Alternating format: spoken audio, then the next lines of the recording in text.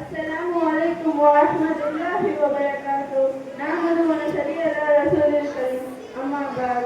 What is meaning of prayer? Prayer brings the God satisfaction. Prayer is one of the greatest worship of the Prophet. Prayer is the base of the Islam.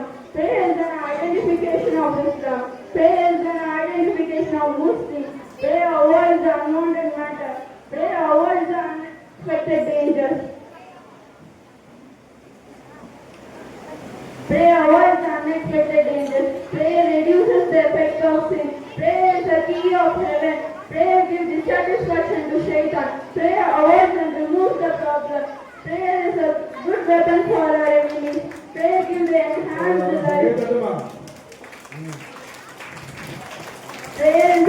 Prayer brings goodness to our heart. Prayer becomes a cloth and shadow of our inner marshal. தொழுகை என்றால் என்ன?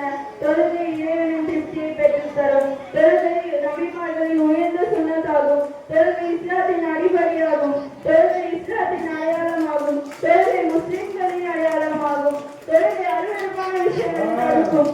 தொழுகை ஆபத்துகளை தடுக்கும்.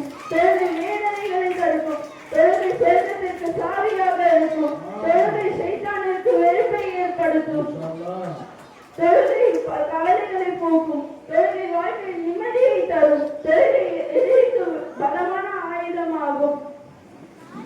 தொழுகை உள்ளத்தில் மொழியை ஏற்படுத்தும். தொழுகை மாஷல்